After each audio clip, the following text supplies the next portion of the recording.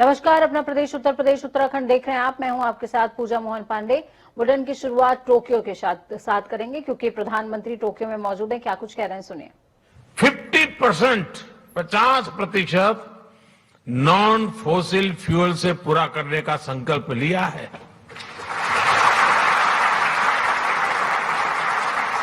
साथियों, समस्याओं के समाधान को लेकर भारतीयों का जो ये आत्मविश्वास है, ये आत्मविश्वास आज हर क्षेत्र में, हर दिशा में, हर कदम पर दिखाई देता है। ग्लोबल सप्लाई चेन को जिस प्रकार बीते 2 सालों में नुकसान पहुंचा है, पूरी सप्लाई चेन सवालिया निशान में घिरी हुई है। आज सारी दुनिया के लिए यह अपने आप में एक बहुत बड़ा संकट बना हुआ है। भविष्य में ऐसी स्थिति से बचने के लिए हम आत्मनिर्भरता के संकल्प के साथ आगे बढ़ रहे हैं।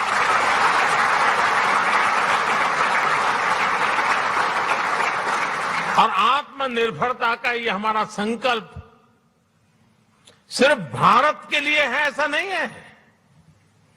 ये एक stable, trusted global supply chain के लिए भी बहुत बड़ा इन्वेस्टमेंट है। आज पूरी दुनिया को यह एहसास हो रहा है कि जिस स्पीड और स्केल पर भारत काम कर सकता है वो अभूतपूर्व है। दुनिया को आज ये भी दिख रहा है कि जिस स्केल पर भारत अपनी इंफ्रास्ट्रक्चर और इंस्टीट्यूशनल कैपेसिटी बिल्डिंग उस पर जो जोर दे रहा है। खबरों में आगे बढ़ेंगे, बात ज्ञानवापी की करेंगे। अभी तक लगभग 6 बार सुनवाई हो चुकी है। ज्ञानवापी विवाद पर आज सर्वे रिपोर्ट पेश की गई। दोनों पक्षों ने बारी बारी से अपनी बातों को रखा है। जिला जज डॉक्टर अजय कृष्ण विश्वेश की कोर्ट में करीबन 45 मिनट तक सुनवाई चली है। फैसला अब मंगलवार यानी कि कल सुनाया जाएगा।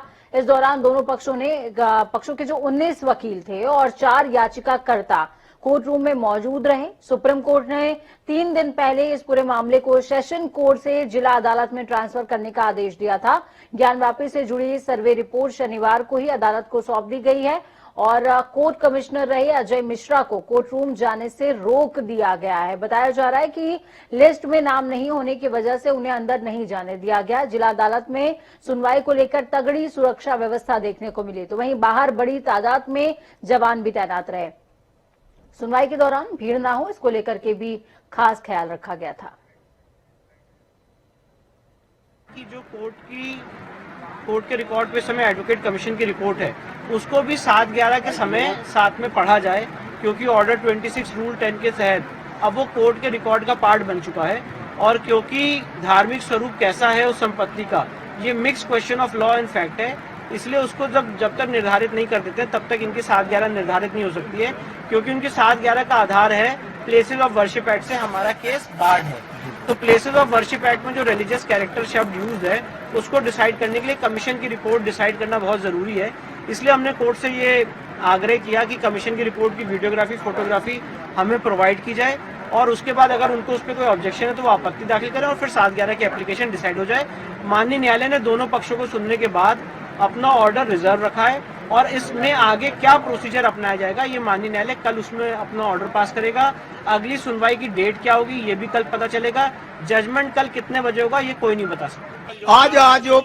आज जो प्रार्थना पत्र विपक्षी द्वारा वहां पे दिया गया था, आज उन्होंने आग्रह किया कि 7-11 पे सुन लिया जाए, परंतु माननीय न्यायालय ने भी कहा कि चूंकि ये प्लेंट अभी हमारे सामने आया हुआ है और जो भी यहाँ पे पूरक प्रार्थना पत्र थे उनको भी उन्होंने कहा कि कल सुनेंगे, कल ही इस विषय पर निर्णय देंगे। तो चलिए ग्राउंड जीरो का रुख करते हैं। धर्मेंद्र चौबे हमारे साथ में जुड़े हुए हैं। धर्मेंद्र, सुरक्षा व्यवस्था के बीच में आज तमाम दलीलें तमाम पक्षों की सुनी गई हैं और इस दौरान सबसे बड़ी बात ये कि विशाल मिश्रा, अजय मिश्रा दोनों को अंदर नहीं जाने दिया गया और इस दौरान उनके नाम भी इसमें शामिल नहीं थे।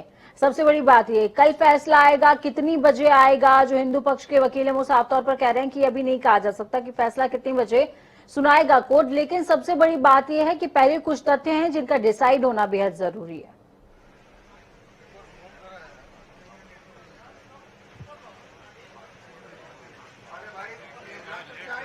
पूजा, सबसे बड़ी चीज जो डिसीजन की बात है 711 एक्ट या 91 वर्सिव एक्ट की बात लगातार चल रही थी, वो लागू जब तक कोई ऐसी मंदिर या मस्जिद पुरातन है उस पर लागू नहीं होगा तब तक उस पर सुनवाई नहीं हो सकती।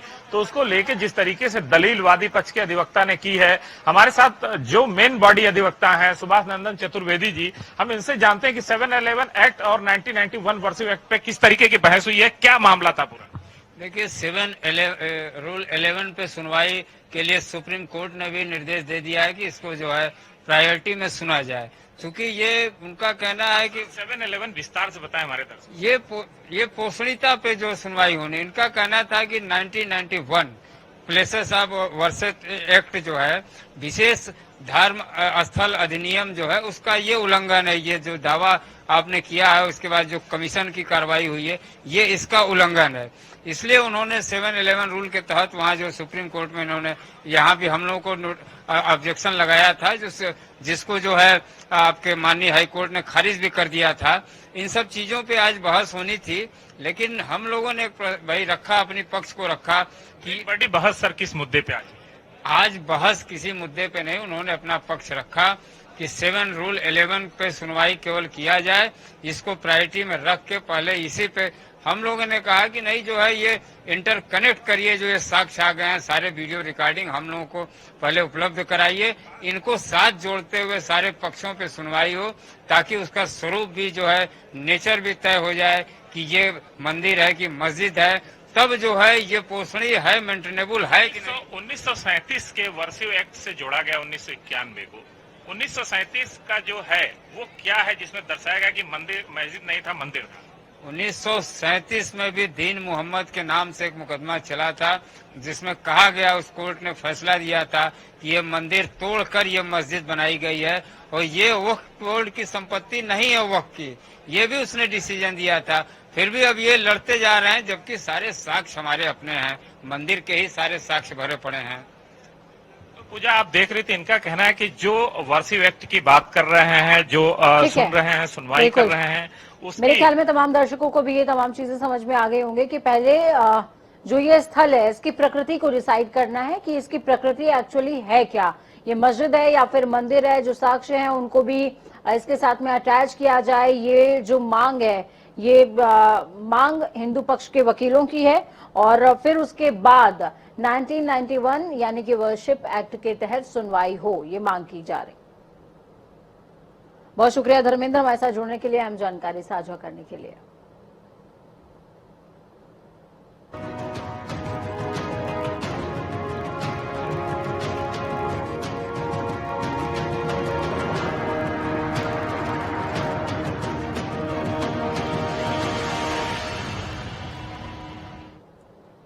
यूपी विधानसभा में आज से बजट सत्र का आगाज हो गया है और इस दौरान विधानसभा में जबरदस्त हंगामा भी देखने को मिला। राज्यपाल आनंदीबेन पटेल के अभिभाषण के साथ ही सपा विधायकों ने जोरदार हंगामा शुरू कर दिया। सपा विधायक पहले ही सरकार को घेरने की तैयारी करके आए थे। राज्यपाल के अभिभाषण के दौरान समाजवादी पार्टी ने महंगाई, बेरोजगारी और कानून व्यवस्था को लेकर सरकार पर सवालिया निशान खड़े किए और जमकर नारेबाजी करी। आपको बता दें, राज्य में 18वीं विधानसभा के पहले सत्र के पहले दिन ही समाजवादी पार्टी के विधायकों ने विधानसभा के अंदर सरकार के खिलाफ कई मुद्दों को लेकर विरोध किया है। विधानसभा में राज्यपाल के अभिभाषण के दौरान सपा विधायक वेल तक पहुंच गए और महंगाई और बेरोजगारी को लेकर नारेबाजी करते रहे। उन्होंने राज्यपाल के सामने पोस्टर और बैनर भी लहराए और इस दौरान सदन में जोरदार हंगामा देखने को मिला। सपा विधायकों ने वापस जाओ के नारे लगाए। ये हंगामा करीबन आधे घंटे तक सदन में चलता रहा। आपको बता दें कि विधानसभा की कार्रवाई कल 11 बजे तक के लिए स्थगित है, तो वहीं इस दौरान 7 विधेयक और 4 अध्यादेश भी सदन से पारित हुए हैं। तस्वीरें आपको दिखा रहे हैं 5। ये 5 तस्वीरें आज की पूरी तासीर को बयां करेंगी कि किस तरीके से सत्र का आगाज होता है। सत्र के पहले दिन प्रदर्शनों की भेंट चढ़ जाता है सत्र। राज्यपाल का अभिभाषण हाँ जरूर हुआ है, लेकिन विधानसभा में हंगामा भी जरूर हुआ। साइकिल पर विधायक पहुंचे, महंगाई की मार की बात रख रहे थे और विरोध भी सरकार का कर रहे थे। वहीं डिप्टी सीएम केशव प्रसाद मौर्य ने समाजवादी पार्टी के प्रदर्शन करने पर पार्टी को घेरा। केशव प्रसाद मौर्य ने कहा कि सपा ने जो भी किया वो अशोभनीय है। देखिए, समाजवादी पार्टी का जो चरित्र है, जिसके बारे में प्रदेश की जनता खूब अच्छी तरीके से जानती है, उसी प्रकार का उन्होंने आचरण आज सदन के अंदर करने का काम किया। उत्तर प्रदेश की महामहिम राज्यपाल आदरणीय आनंदीबेन पटेल जी महिला राज्यपाल है और एक महिला और वह भी महामहिम राज्यपाल होने के नाते बजट सत्र के प्रथम दिन जब अभिभाषण पढ़ा जा रहा था तो एक प्रतीक तौर पर किसी को विरोध करना होता है तो वो करता है और सरकार के खिलाफ उन्हें कुछ भी विषय ध्यान में आता है तो वह जब महामहिम राज्यपाल जी के अभिभाषण पर चर्चा होती है तो विपक्ष अपना पक्ष रखे, जब उनको जवाब देने का काम होगा तो उनको जवाब दिया जाएगा। उसके अतिरिक्त अगर कोई उनके सवाल है तो वो अपने सवाल रखें, क्वेश्चन आवर में रखें। लेकिन आज जो प्रदर्शन उन्होंने सदन के अंदर किया है वह अशोभनीय है। विधानसभा सत्र के पहले दिन राज्यपाल ने अपने अभिभाषण के दौरान क्या कुछ कहा, ये भी आपको सुनना चाहिए। सुनिए।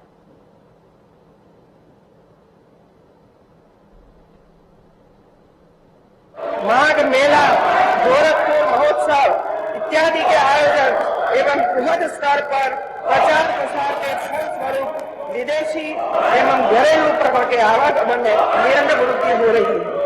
माननीय प्रधानमंत्री जी के मार्गदर्शन में अयोध्या के पर्यटन सहित समग्र विकास पर कार्य हो रहा है। उत्तर प्रदेश ब्रज तीर्थ विकास परिषद के तहत मथुरा व वृंदावन का पर्यटन विकास कराया जा रहा है। नित्यवासिनी धाम, नैमिषारण्य धाम, शुक्रताल धाम, चित्रकूट धाम, देवी पाटन धाम के पर्यटन विकास कार्य भी तेजी से आगे बढ़ रहे हैं।